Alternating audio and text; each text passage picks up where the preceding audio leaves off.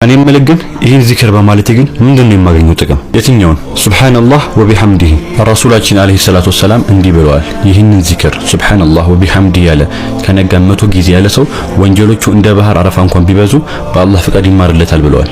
እሺ ላ ሐውለ ወላ ቁወተ ኢላ ቢላህ ብለስ ረሱላችን አለይሂ ሰላቱ ወሰላም ስለዚህ ዚክር ሲናገሩ ከጀነት ሀብቶች ውስጥ አንዱ ነች ብለዋል። አልሐምዱሊላህ ይሄኛውንስ ብል የኛ ውዱ ነብያችን ረሱላችን አለይሂ ሰላቱ ወሰላም እንዲህ ብለዋል። ንጽህና የኢማን ግማሽ ነው፣ ምስጋና ደግሞ ሚዛኖችን ትሞላለች ብለዋል። በሰማይና በምድር ያለውን በሙሉ ትሞላለች ብለዋል። እሺ ሱብሃንአላህ ወልሐምዱሊላህ ወላ ኢላሃ ኢላላህ ወላሁ አክበር ይህንንስ ብል ይህ ዚክር በአላህ ሱብሃነሁ ወተዓላ ተወዳጅ ከሆኑ ነገራቶች ውስጥ አንዱ ነው። ታዲያ ይህን ዚክር ስንል ወንጀሎቻችን ዛፍ ላይ እንዳሉ ቅርንጫፎች ይራገፋሉ። እሺ ሱብሃንአላህ አልሐምዱሊላህ አላሁ አክበር ይህንንስ ብል ረሱላችን አለይሂ ሰላቱ ወሰላም ስለዚህ ዚክር ሲናገሩ አገልጋይ ከመያዝ ይህ ዚክር ይሻላል ብለዋል።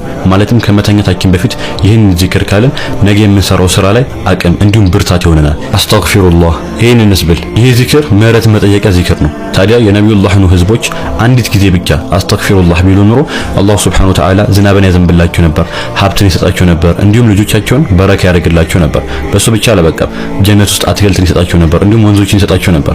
ይህ ዚክር ይህን ያህል አቅም አለው።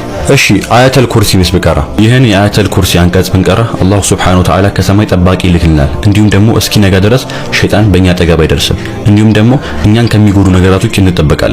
ታዲያ እኛ አፋችን ላይ ቀለልን ብለን የምናስበው ዚክር እያንዳንዱ ዚክር ሪዋርድ አለው፣ ሽልማት አለው።